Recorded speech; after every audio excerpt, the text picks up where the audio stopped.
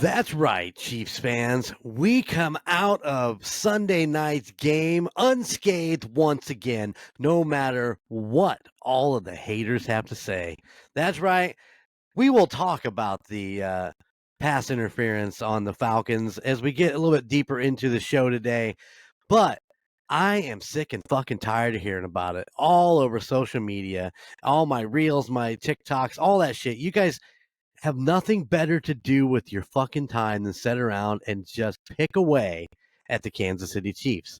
But it's okay. Because you know why? That makes us the most hated team in the NFL, and that's exactly where we want to be. Why? Because we're that fucking good, and, well, we're just that fucking good.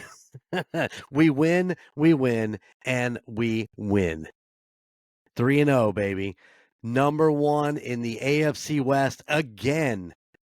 That's right. As the Chargers fall, and I feel bad for the Chargers because they had such a solid run going on, but with Herbert going down, man, Yeah. I feel for him. Hopefully he can come back and they can solid team after this week's coming game.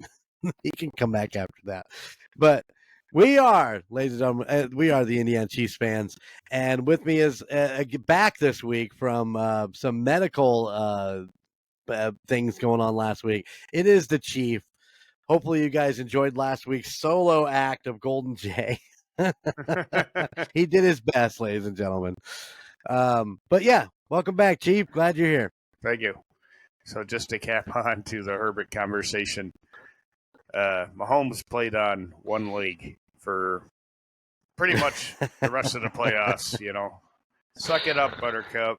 But no, in reality, I'm a fan of the game. Hopefully you heal quickly so that we can kick your ass a second time later in the season with you in there, and everyone can say, well, they won because Herbert wasn't there. So we'll just squash that later on. Listen, but I like Justin, and I've talked a lot of good things about Justin. I think he's a tough quarterback, and I've watched him play with broken ribs and hobbling around, and I would not be surprised to see him back for Sunday's game against the Chiefs. It would not surprise me because I guess it's just a high ankle sprain. Yeah, but he had the high ankle sprain going into the game, and he tested it before the game. He was good to go. He re-aggravated it. If I were the coach or medical staff, I'd say, hey, we're probably not going to win against the Chiefs right now. Let's rest it. That's my gut feeling, and we'll bring you out the week after. The thing is that you want him later down the stretch. You're going to want him when you get closer to the end of the season and the playoffs and stuff like that. But man, Justin is not that guy. He wants to play, and he's a competitor, and he knows how important it is to come out and try to beat the Chiefs. And that, like I said, I wouldn't be surprised to see him at least test it out in that first quarter and see how he goes. And I just think he's a tough son of a bitch, and he's going to want to get out there and play. Well, we'll see what the coaching staff says, but I wouldn't be surprised to see him wrapping it up tight and putting him back out there on the field. And speaking of, I won't disagree with you. Down the stretch. Since we're already on the Chargers, let's just stay on it. They're one of their main defensive guys apparently will not be playing due to too many personal fouls and what do you call it, spearing or I'm trying to think of the right word. Targeting. Spit it out right. Yeah, thank you. Targeting. Yep. So all you pundits out there are already going to say this is a fixed game because the NFL has decided not to let the Chargers have one of their main defensive players. The answer is fucking no. He did it to himself. He did it to his team. He's been warned multiple times. He's been fined multiple times. It has zero to do that he's playing the Chiefs. Blind luck, people. Get over it. And get ready for those reels to come in, Golden Jay, because they will. Yet again, even before the game starts, the Chiefs fixed it with the refs and the NFLPA and the NFL. I can just hear it, dude. I can hear it already. Yeah, it gets to be a bit much. I mean, but like I said before, it just goes to prove that we are the hated team in the NFL. I mean, this is the same bullshit that Tom Brady and the New England Patriots went with, Mm-hmm. So I just, I look at it and I laugh and um, try not to follow those. We've talked about this in the past. Follow those sites that keep putting out that shit and just move on with my life. We are 3-0. We are going into LA to play the Chargers, or as we like to call it, what is that? Arrowhead West, Yep. or the Arrowhead practice field, or whatever the case may be. I'm looking forward to it. I think it'll be a good game. It'll be a good test, and we'll just keep on rolling. Yeah, I think they're the biggest competition in AFC West. Out of between them, Oakland and Denver. I think San Diego's the only team that can put up a fight, in my opinion, this year. Right, right. But they're gonna need it. They're gonna need a full healthy team. They're gonna need Bosa back. They're gonna need Yeah. Herbert at his best. Um, I don't know a ton about their wide receiving crew. I know that they come in 2-0 in the last week. Of course, dropping that game, but it is what it Mm-hmm. is. It's a long fucking season, people. Just because Yep. they lost one game doesn't mean it's over. And just because Denver wins one game doesn't put them right back in the main hunt. So, I heard Bo Nix had a decent game. I didn't get a Yep. chance to see it, but just because he had a good game doesn't mean that he's on point yet. So, I mean, he's a rookie. It's only his third game. If he had a great day, then high five to him. Congrats. Yeah, you got a whole season to try to make up for all that shit. Also, just as a soft point here, the Bears fall again to a shoddy Colts team and proving what I've been saying since the beginning of the NFL season that Caleb Williams is going to be a bust. I don't think he's that good. I don't think he's up to par as far as um, being an NFL quarterback. I think the decisions that he made in college don't work in the NFL. And once again, watching him hold that ball too damn long and taking really big sacks. I don't think it was quite the 19 he had the week before, but he's got to learn how to know when to hold him and know when to throw him. That's all I'm saying. But just unimpressed. I did watch that entire game. It was on. Very unimpressed with both of those young quarterbacks. They just, I don't know. I know Richardson had a injury last season and spent most of it on the bench, but he should have learned a shit ton more than what he learned than what he's showing he should be doing now. So just unimpressed with these Mahomes 2.0s, that everybody was pointing out. They're definitely not that. Not that I'm trying to say that he's great or good or whatever, but I'm going to add to the fact that what I've said for years, the offensive line of the Bears is atrocious. Until they get an offensive line, they're going to continue to be atrocious. And by comparison, if we look what Justin Fields is doing in New Orleans, as the quote unquote backup, or sorry, Pittsburgh, my bad. Yeah, thank you. He's winning games and taking names later, man. They got a good offensive line. They have some offensive weapons. Obviously, a whole different coaching staff, but I think it all starts up front, man. And he's 3-0 as a starter, with the Steelers. So, is it me? Is it the offensive line, or is it just blind luck? I say offensive line. Yeah, the Bears' offensive line does totally look like ass. I mean, they can't stop anything from coming through. But at the same time, if he's such a great quarterback, he should be able to see and adapt to that. And think of Mahomes in the Super Bowl, man. Mahomes in the Super Bowl running for his life against Tampa. If you got a line like that, you're never going to win. Yes, but that was a one-off for Mahomes. I mean, going into the Super Bowl, those guys were. Yeah, I agree, but for the Bears, that's every day. in my Yeah, but opinion. he needs to adapt, learn to get the ball out quicker, learn to do the slant Yeah, routes. 1 second, agreed. 2 seconds. Peyton Manning did it for years. I watched him do it, and he needs to figure out how to get that ball out of his hands and to his receivers faster than normal. Once again, and we'll talk about this again when we talk about this Atlanta game. You don't need that deep ball. You don't need that fucking all that long play every time you turn around. And I think that's what the Bears are trying to do. DJ Moore is a damn good receiver. I mean, but Yeah. you can't send him out 30 yards, 40 yards. You need to send him out 5-6 yards on a slant route through the middle, let Williams get the ball to him and let him do what he does. And that's get the extra 5. So they're getting 10 yards a toss or whatever. Fuck this long fucking bullshit, Fuck this big play stuff. Let's move the ball. Let's move the chains and let's get down the field and get into the end zone. Period.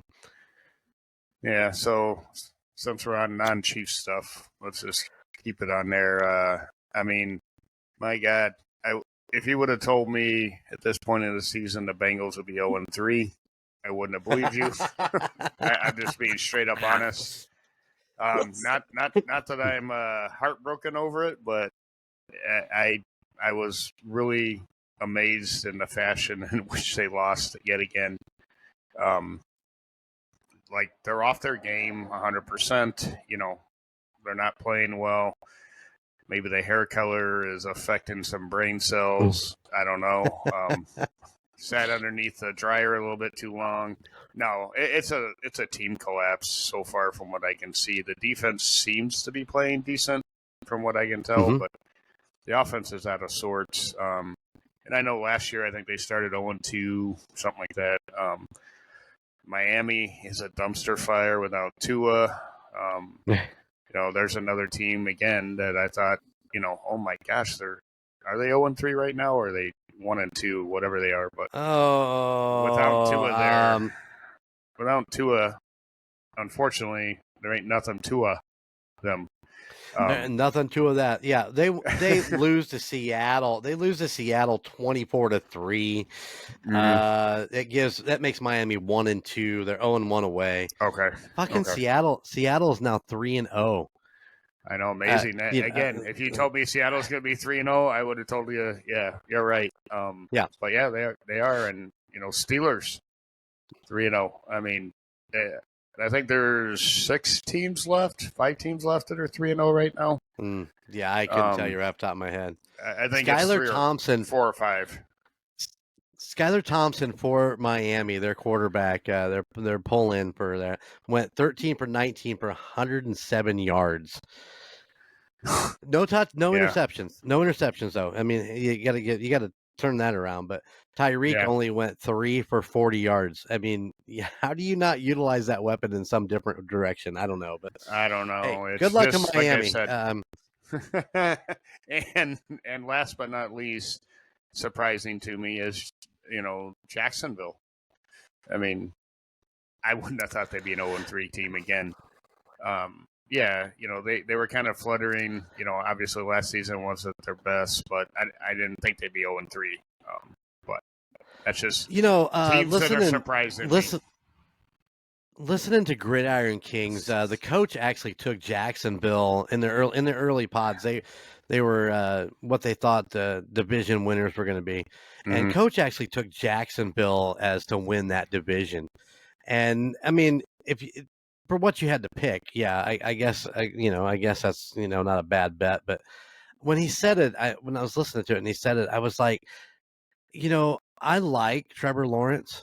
I mean, I thought early on he was a really good quarterback, and I thought he was going to grow and really become something special. But he just doesn't seem to be expanding out. He just seems to kind of be in a holding pattern and doesn't really seem to be growing. So when he said Jacksonville to take that, I kind of shook my head and I said, I just don't see Jacksonville as a playoff team coming in. I mean, they got great coaches, and I don't really know their team that well. It was a gut feeling coming in when he said that. But me personally, I can't believe they're 0-3. I thought they may be like 1-2 by now, but I just never seen Jacksonville as a powerhouse coming into this season. I really think that Jacksonville needs to cut their losses with Lawrence and just maybe rebuild a different direction. He just doesn't seem to be the guy to lead that team. Well, either that or it's coaching. I don't know. I don't follow the team Well, close they have enough to Doug. They got really. Doug Peterson. Well, I'm just saying, you know. I guess we'll find out what happens, overall. Yeah. As the Absolutely. season progresses, we end this, season this year and see where each team goes, in a different direction. But yeah, absolutely. I was gonna hold on one second. I got another, 2 more teams that are just baffling me this year. Dallas. Never thought they'd be 1-2 at this point. No. Again, I mean, they come out week 1, whatever the hell the score was, 100-10 or whatever. Yeah. They kicked ass, and then seems like, obviously they played Lamar, over the weekend, which is a good team, but I had them winning that game, to be honest.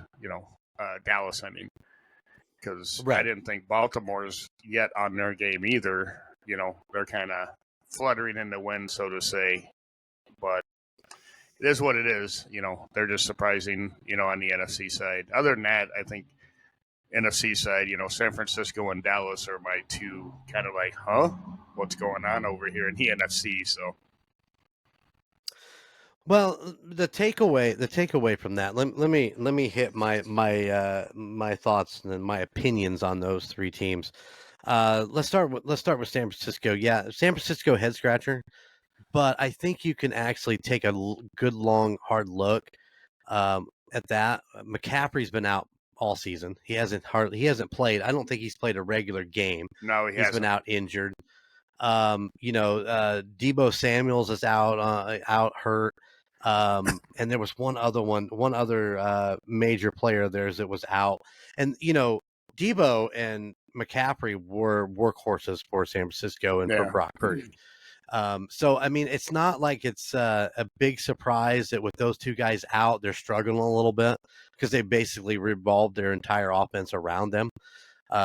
Defensive wise, San Francisco's still pretty stout. I mean, the Rams beat them this last weekend, but only 27-24. So, I mean, it's not terrible. They lost. I get it. But, I think once McCaffrey heals, if he's going to be back, and I think there's some questions around that, whether he's going to be good anytime soon. But I think that San Francisco can turn that around and make a nice playoff run. Dallas, man, I'll scratch my head right there with you this whole entire fucking season. Like you said, they come out their first game looking like a Super Bowl contender and then just fall apart. And there's nothing to point the blame at. You just don't know. However, they did only lose by 3 to Baltimore, who is supposed to be, and my understanding was Lamar Jackson and Derrick Henry just run all over the Cowboys. Well, if they ran all over the fucking Cowboys, then they should have a 59, 60 point fucking score on the board. I won't.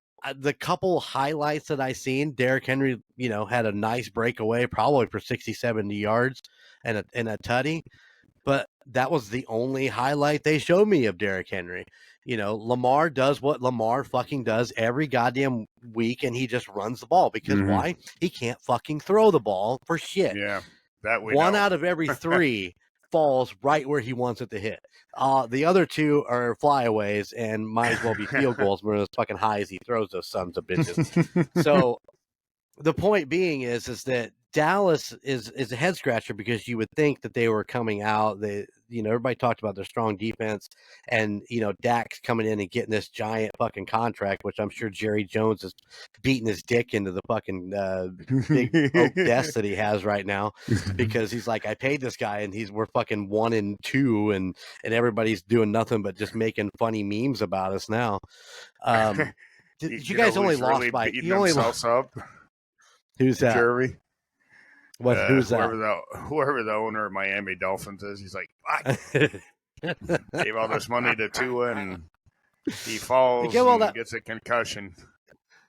Yeah, and then the debate comes whether Tua's going to come back or not. Is he? I mean, everybody's like, Tua says he's coming back, but Yeah, legitimately, Tua should not come back because the I agree. next one may fucking kill him. He I know. I he may totally die on agree. that field. I Yeah, totally agree that it's not. I mean, and it's not in his best interest at this point. Too many players have taken their lives.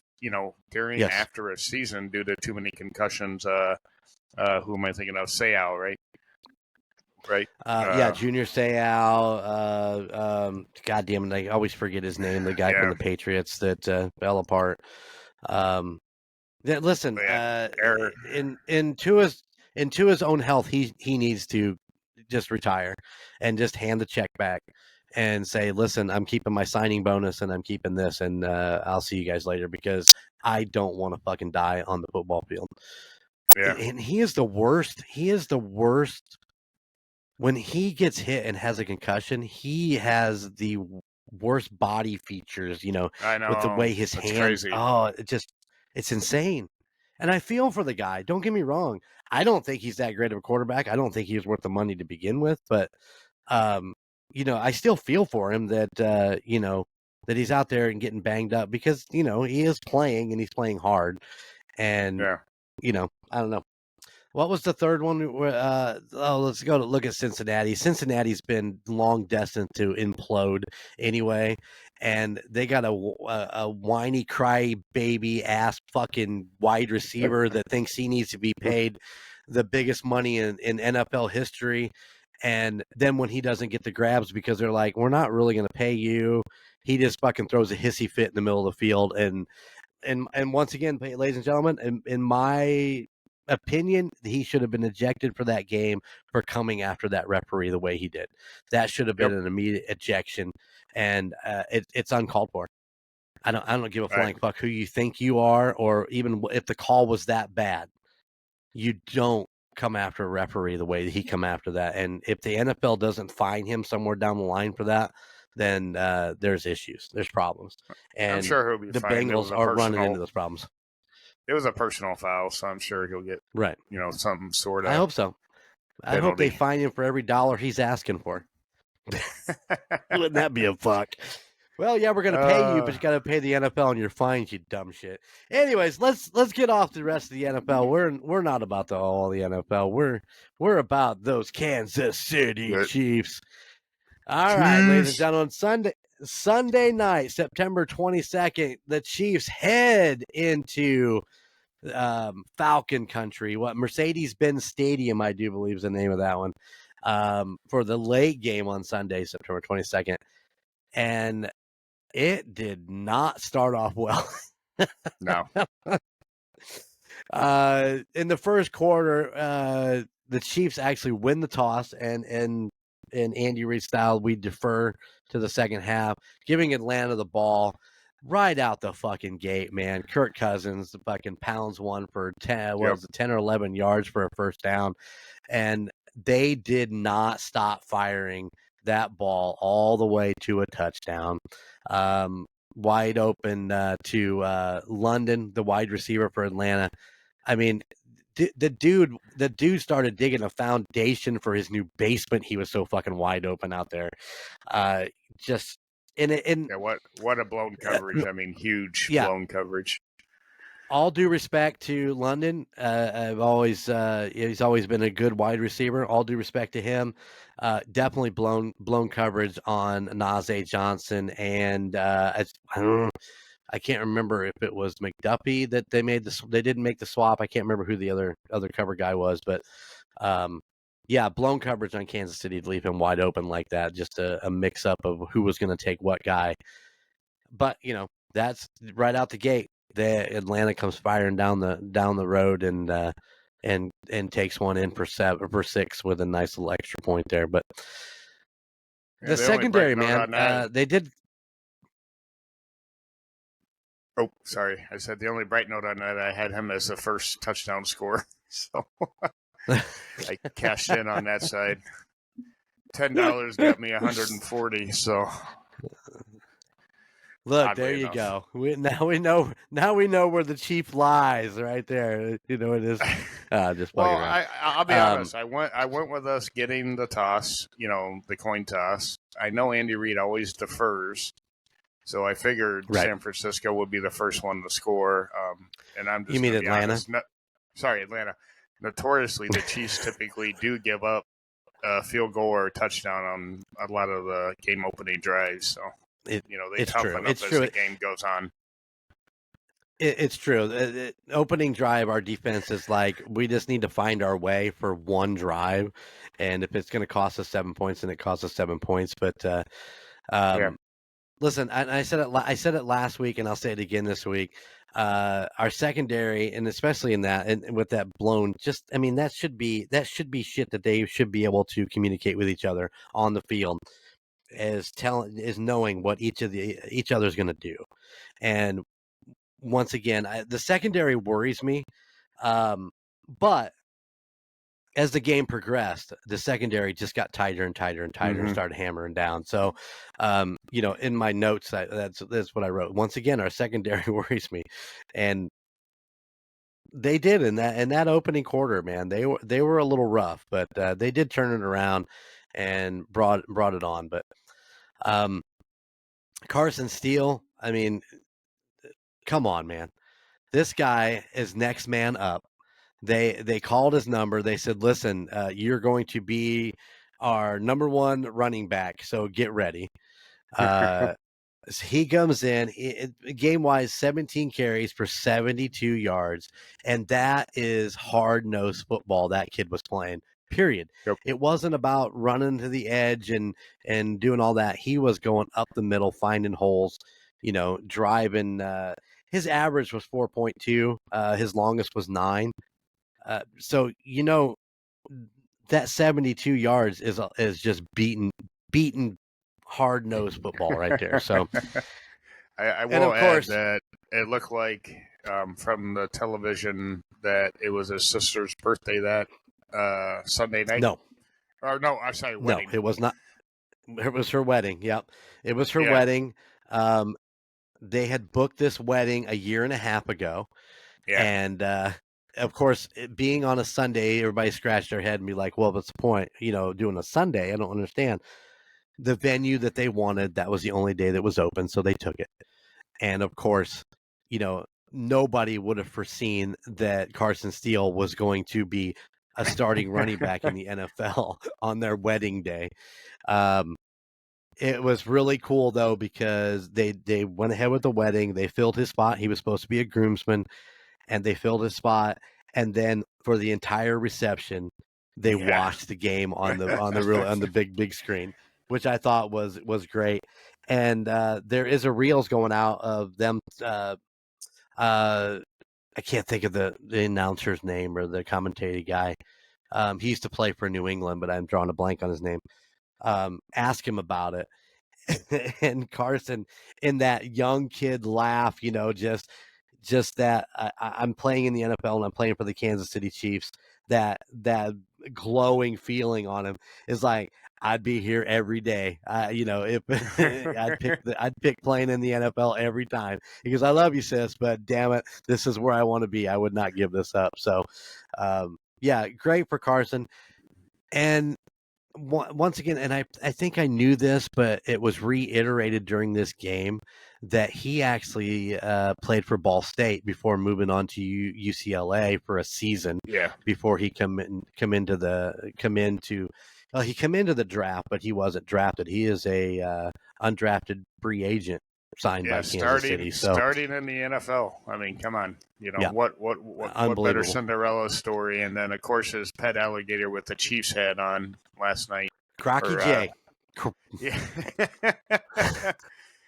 So I think it's cool. Yeah, good for him, and I hope that he can kind of keep this up, and once Pacheco comes back, they can really get a lot of double duty and take a little bit off of Pacheco, but man, that dude just wants to ball out, so it's going to be hard to get him off that field, but But I think they're a really, really nice 1-2 combo. I mean, they both run similar to each other, and I think Yeah. they can both drive it up the middle. So let's hit the last elephant in the room on running backs. Okay. The signing of Kareem Hunt to the practice squad. Thoughts? Mm-hmm. I love this move. This is a fucking move that I absolutely love. And the reason I say that is that Kansas City let Kareem go, in my opinion, because he fucking lied to the team. Correct. What had happened to him off the field was a terrible thing. It was not pretty. But if he would have been honest about everything that happened that day or that night, I think Kansas City would have just said, "Okay, let's work through this." I mean, even the law enforcement, I don't even know that he really got much out of that as far as the law enforcement goes. But the fact that he walked in there and lied about what had happened, and he didn't fess up to, and I hate to say this, and I would never want anybody to do this, but him going out and kicking that girl in the hallway, and there's video proof of it. You can't get around it. He lied about that. He's like, I never went near her, never touched her, never did anything. We got fucking video proof. And I think that was why they said, we're going to part ways.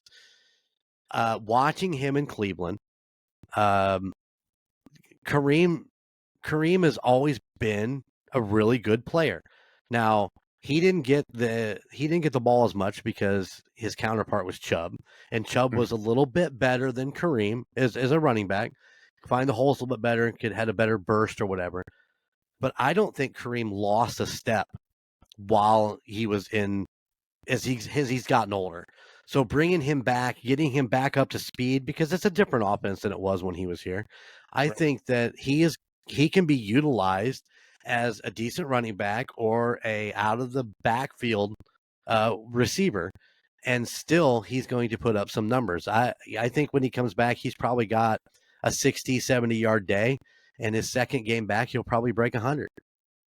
And I'm just talking all-purpose yards. I'm not talking just running or receiving. I mean, I'm talking all-purpose. But I think he's going to come back. He's going to fit in. It's going to be great.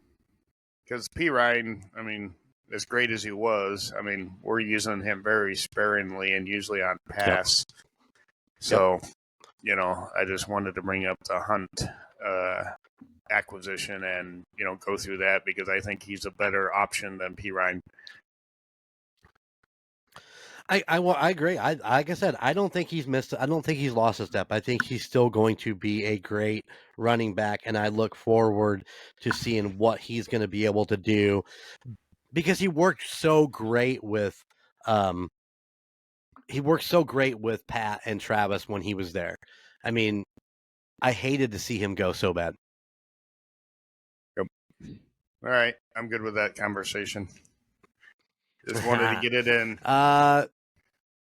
You got to get it in. We probably should have got it right up front, but we'll see where they're at. They kept him on the practice squad this week because he wasn't quite up to speed, which is fine. I mean, we wanted to see more Carson Steele anyway.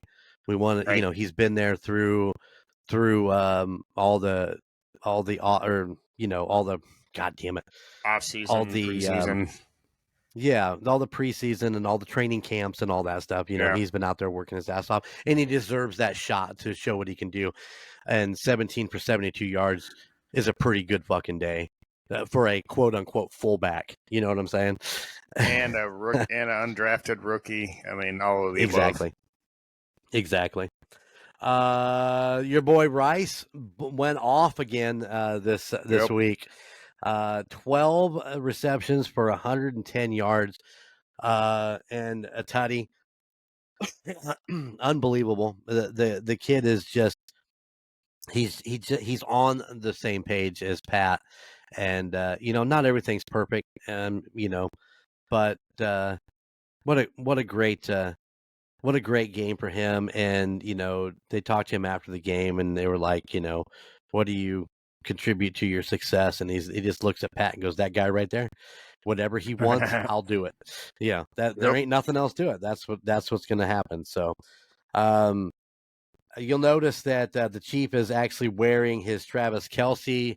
Is that a salute to service jersey? It is. Yep. He's wearing his Travis service. Kelce jersey because he thinks that Travis needs a little bit of love. And I won't disagree. Everybody's bandwagoning Travis on is him, 4 for 30. Everyone's Oh, yeah. bandwagoning on Kelsey. Oh, it's all about Taylor. That's all. No. Bullshit, people. Get over it. Stop it. It's not Taylor. It's the coverage. Period. It is. I mean, everybody is still all over him. They're covering him 3 defenders. He did go 4 for 30, average of 7.5 on 5 targets. His longest was 17.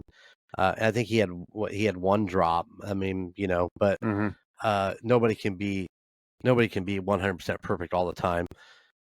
He's so double covered and triple covered that it's hard to get the ball to him. And even Pat said in one of the interviews is like, most of these plays are designed for Travis. He's just not open. So It's not that there's no tiff between him and Mahomes. There's no tiff between him and Andy. It's just that at this point right now, Travis is a decoy. You set up the plays. If he can get open and you can feed him the ball, great. But most of the time, it's said double and triple covered, and he's just not open. And you got to go to your second and third choices. Fortunately for us, our second choice is fucking Rashid Rice, who can catch the ball and make shit happen. But Chief, my boy came back and he scored a touchdown this week. How about that, Juju Smith-Schuster? Mr. Not So Irrelevant this week, I guess. He only had 3 targets. 2 catches for 17 yards on 3 targets. Yeah. And one of those was a tutty. I was so fucking happy that they got him into the end zone once again in the Chiefs uniform, especially after all the bullshit he had to go through in New England, where he was not utilized. He got cut. He's back where he belongs, and hopefully he won't be too upset about not making a ton of money, and he just wants to stay here and be a good receiver for us and work the program the way that he should.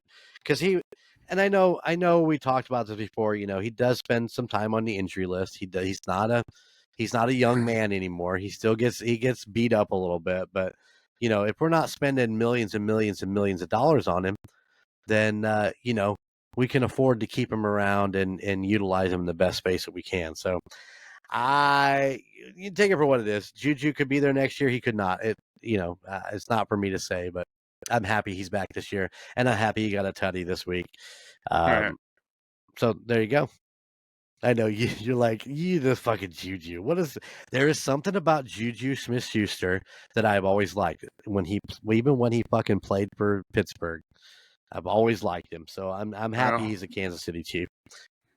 Yeah, well, it leads us to Xavier, which we were talking about earlier before we started the podcast. I was not impressed, and I haven't watched the game again to see coverages, how they use Xavier Worthy's speed down the field, more of a jet sweep and, small things like that. Right.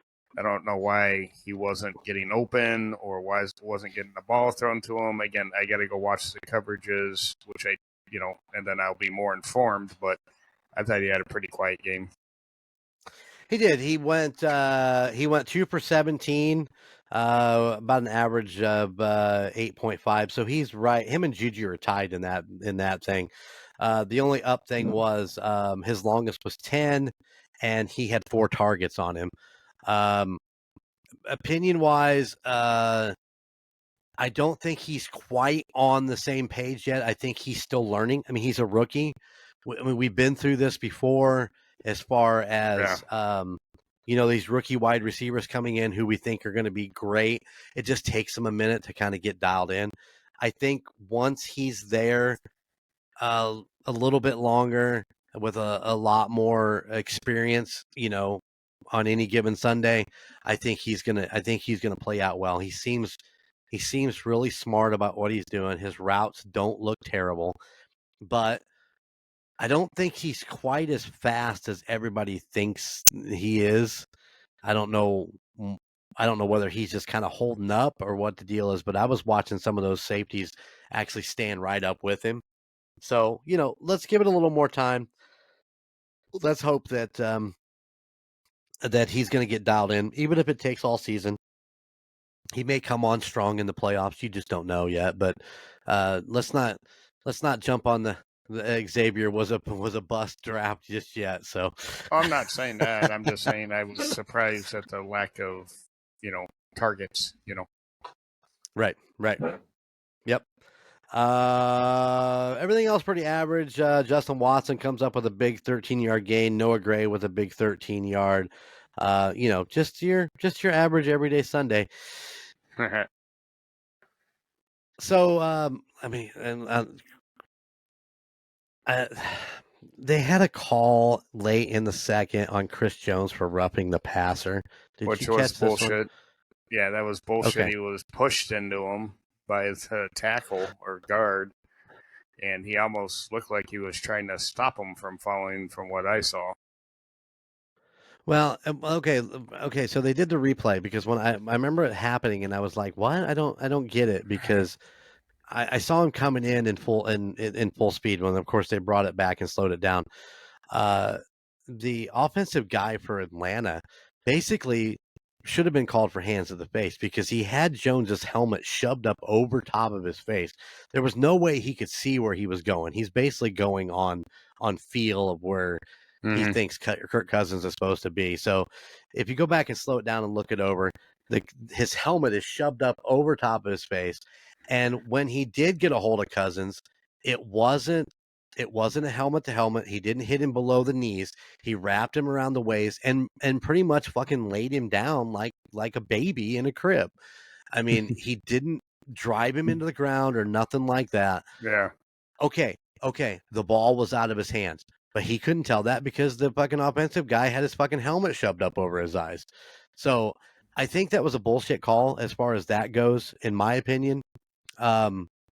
You're going to get these memes that show all this other holding on KC's offensive line and all that shit too. And I get it. I get it. They didn't call it on that. They called him on roughing the passer because the ball was out of his hand and he hit him. So, but I tell you what, they gave him a first down on a 3rd and 10 that they missed, or 3rd and whatever. So they gave him a first down. I believe they also scored on that drive. So all the haters out there, when we get to the end of this, remember that play too.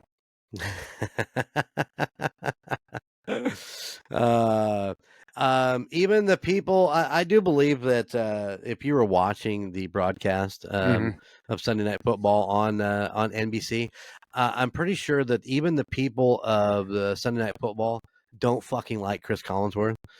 Because if you noticed, he kept trying to fucking draw on the screen and they kept taking it away from him. Yeah. I'll be honest, we were at the Legion and the audio wasn't up too loud, but he's like, "Here, let me show you." And I thought the TV froze. And then you just see this black with this yellow line. I was like, yeah. Oh my God. It was so fucking funny. I was dying. Let's see. And then, of course, we get the ball back and Butker goes down 53 yards. We made it 10-14. Atlanta, as we end the half at 13-14 with Atlanta ahead. So, moving on to the second half of the game. Of course, the Chiefs start off the third going with 87. Yeah, Travis Kelce for 9.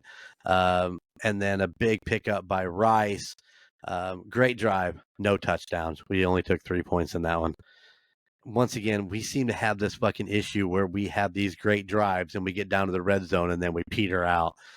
And I don't know what it is. It's like all of a sudden Andy Reid decides that he is a running coach now where he's going to run the ball up the fucking middle, and defenses are prepared for that.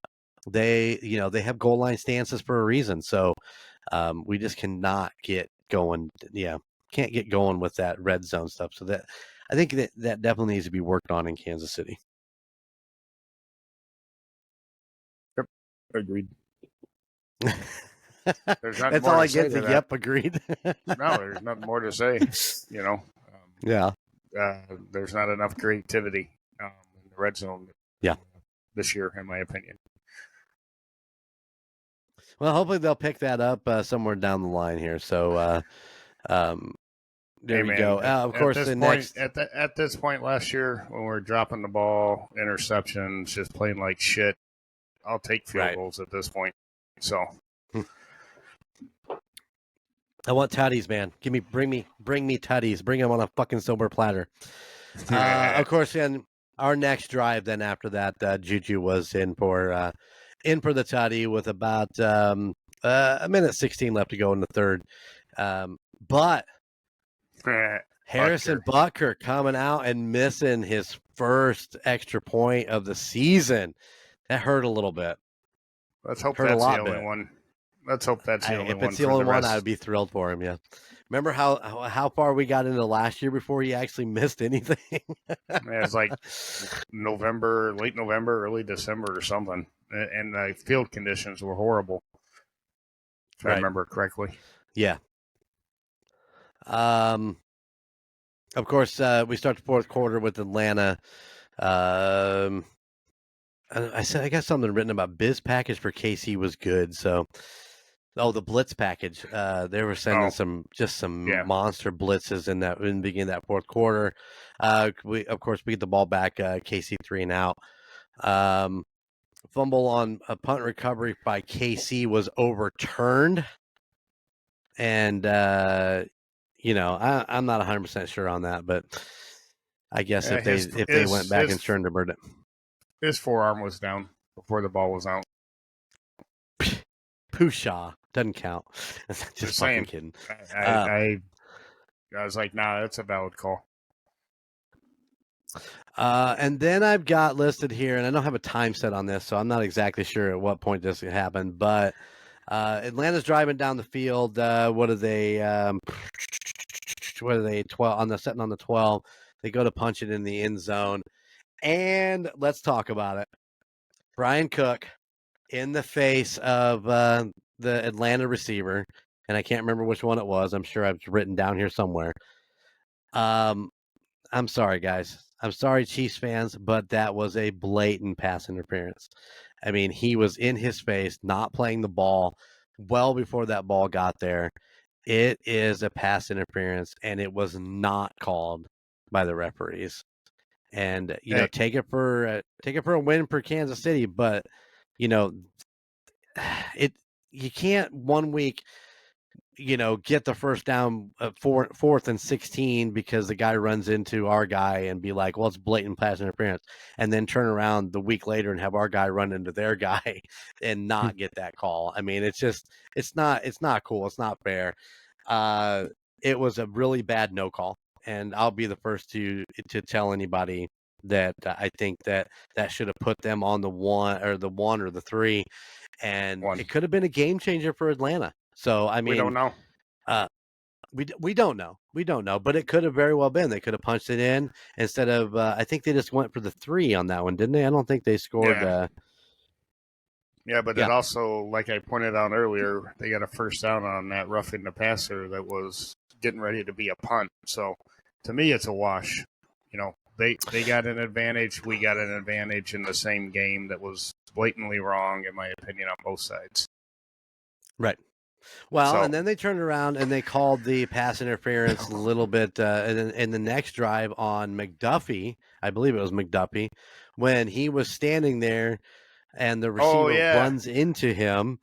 And it's like you're like, okay, so you didn't call that one, but what, this is like the makeup? This is like makeup sex for you, or we're just going to fucking call this one because you didn't call the other one?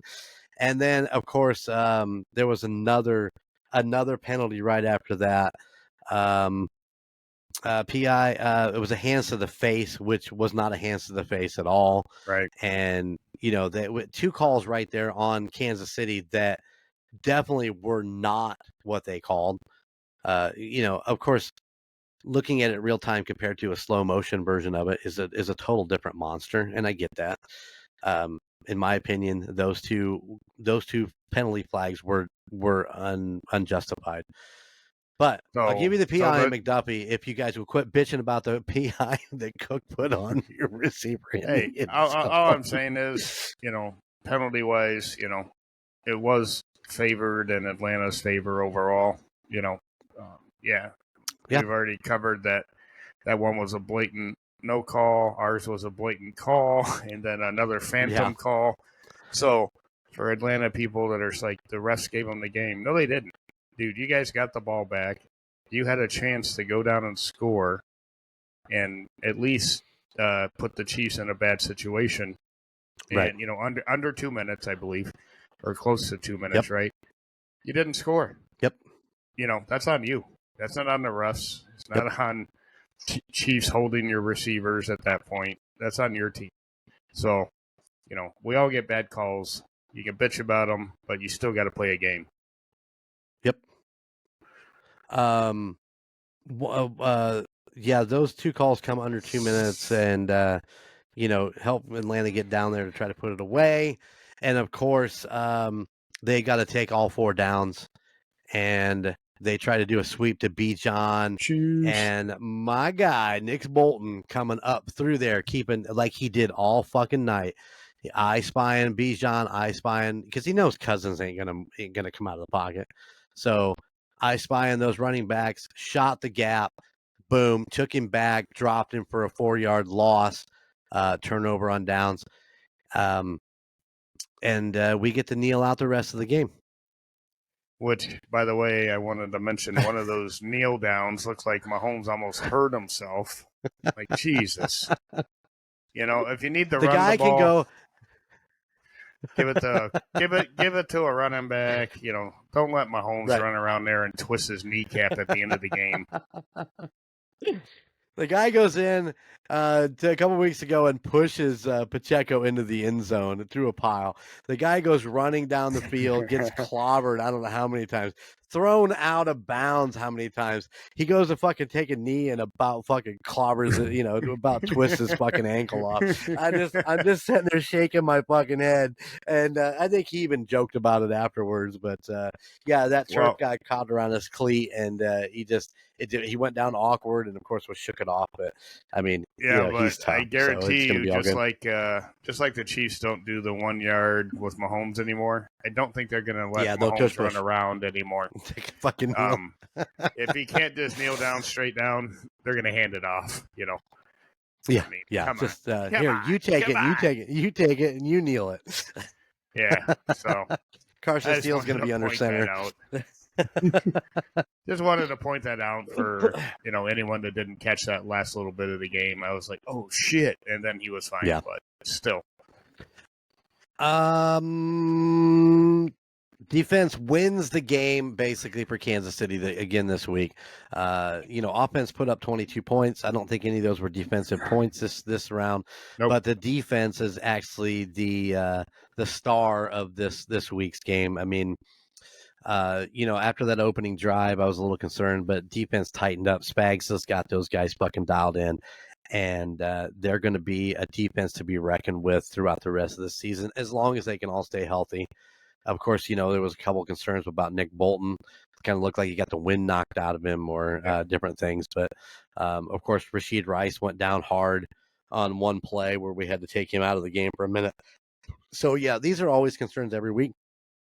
But all in all, we come out of this game unscathed. No major injuries to report, according to Andy Reid at the podium.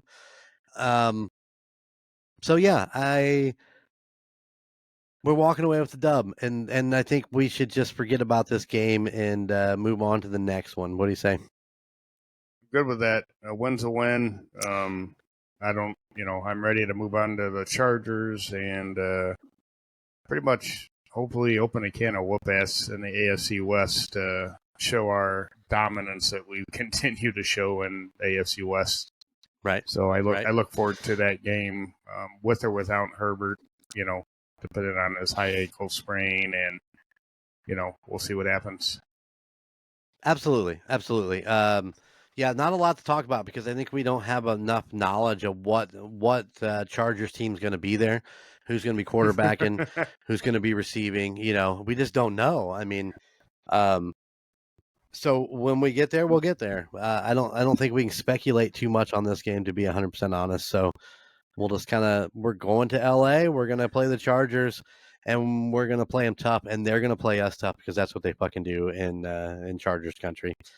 And hopefully we'll come out with another dub and be way ahead and pretty much shutting down the AFC West at this point, 4 weeks into the season. Yeah. I mean, my gut tells me if Herbert plays, it's a 10-point game. If Herbert doesn't play, it's 10 plus. That's just what I envision happening at this juncture in the season. And at this juncture. Well, hopefully Kansas City's offense can get it squared up and get after it. Like I said, they just have not played really well these last 3 games, and our defense has definitely been the dominant force for the Chiefs right now. And once the offense figures out how to exactly turn it on, and we can use Worthy and we can use Rice and Kelsey all together in one big format, Juju and Sky Moore, is more the decoys of, they're there, but nobody's really throwing the ball to him. So I don't think Sky Moore had 1 target in that game, did he? Nope. 0. And you don't see me whining. I saw him out there, though. Yeah. I did see him taking a couple punt returns, though, and I thought of you. For the love of God, no. Right. Don't. Next week, the Chargers. And thank God it's a fucking Sunday afternoon game. It's the late game Sunday, 4:30. 3:30 Central Time for those of you in a different fucking weird-ass time zone. But for those of us in the dominant Eastern time, it's at 4:30, and we're looking forward to not staying up all night watching fucking football, because when the Chiefs are on, you don't go to bed. You hear that, Sarah? Oh, she went to bed early? Nah, she fell asleep on the couch. I always tease her about it. All right, you ready? Where are they now, Coach? Ah, shit. Chief? God damn it. You're such a This nerd. one you might get. Probably not. This American professional football safety played the National Football League. He played college for the Tennessee Volunteers. Was a 2-time unanimous All-American and recognized as the best collegiate defensive back in the country. Was selected by the Chiefs 5th overall in the 2010 NFL Draft, and has been voted to the Pro Bowl 5 times and been named first team All-Pro 3 times. He last played professionally in the 2018 season. Just a little backstory. He attended Creekside High School in Fairburn, Georgia. He played corner and quarterback, earning a 37-5 record as a starter at Creekside. His teammates were Racobius Watkins and Terrence Parks there in high school. There's just a lot of other information about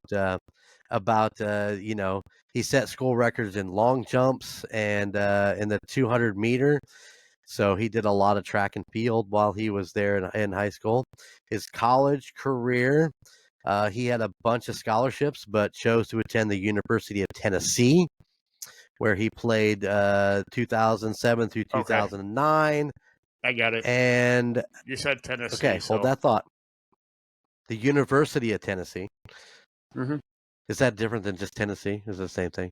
Is that a Tennessee? What is the Tennessee team? I think it's the same. Hell, I don't know.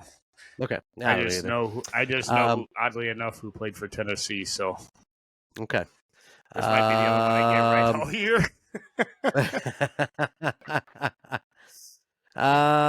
Yeah, just a lot of more sophomore stuff. What he did while he was in college.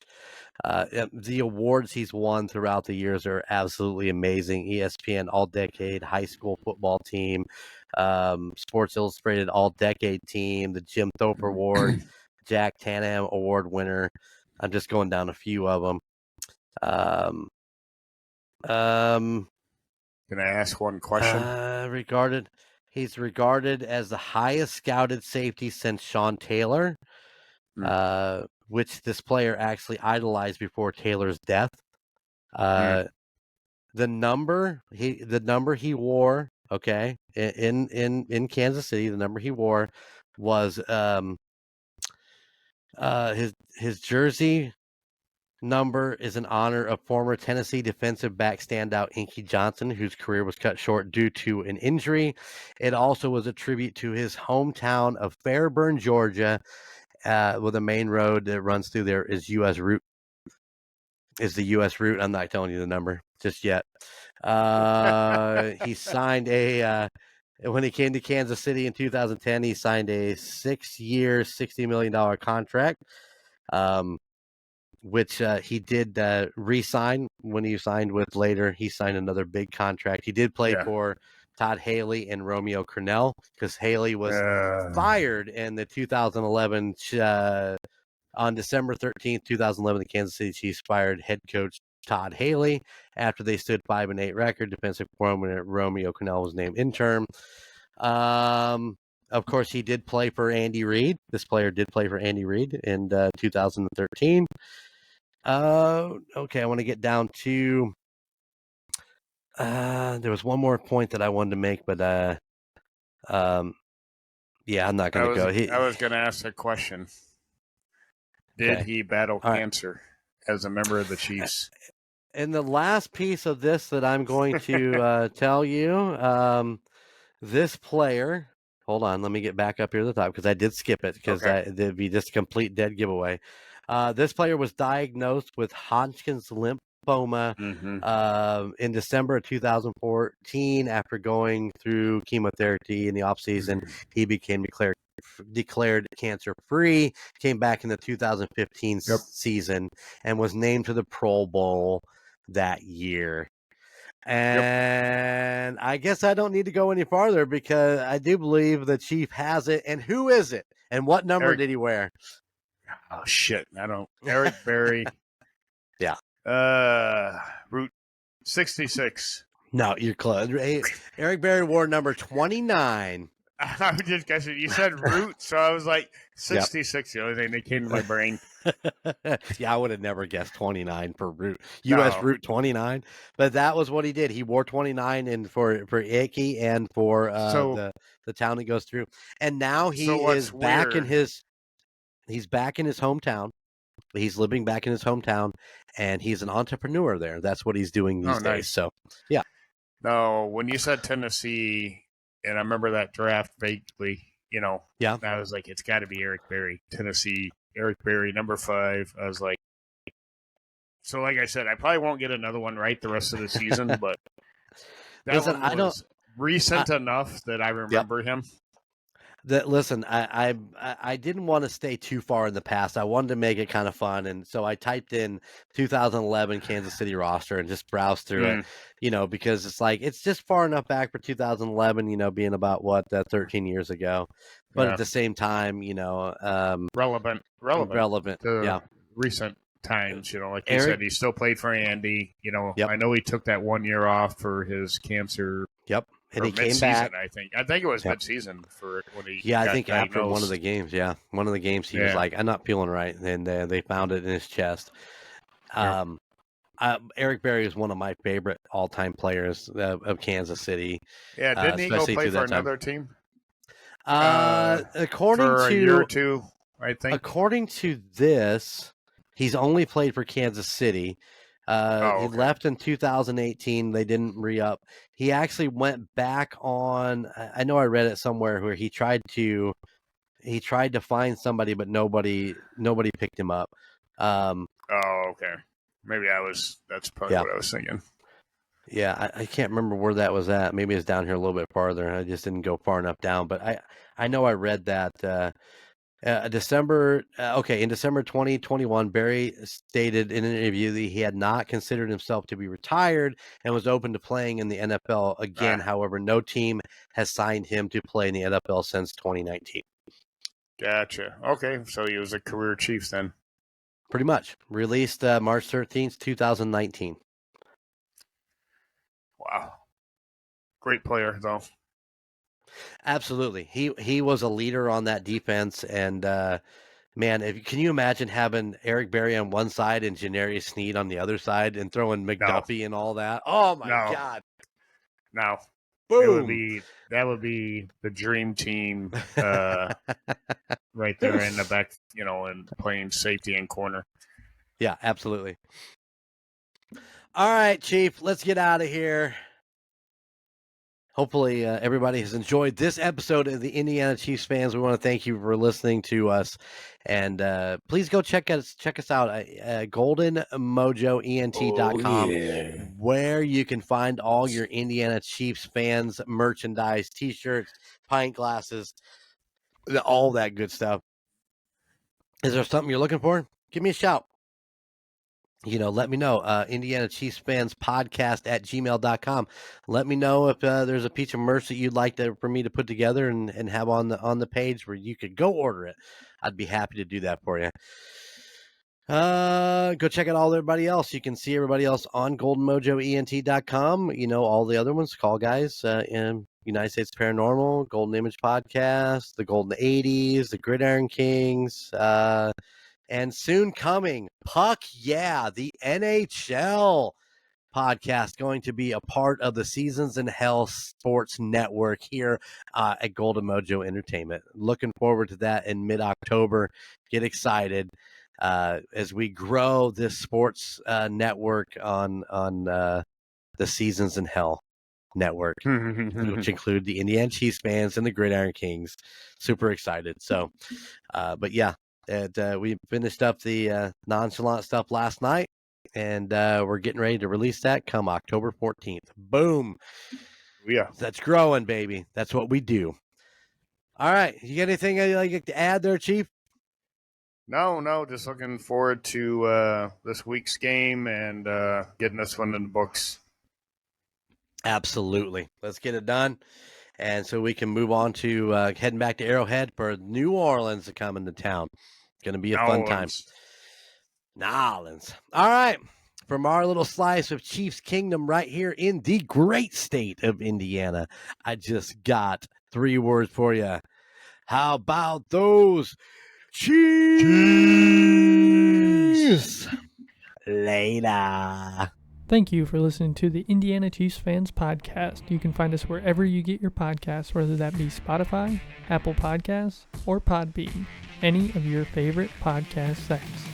Be sure to watch us on YouTube. Just search for the Indiana Chiefs Fans Podcast. Also, check us out on Facebook for any updates on the Chiefs and all of our weekly posts.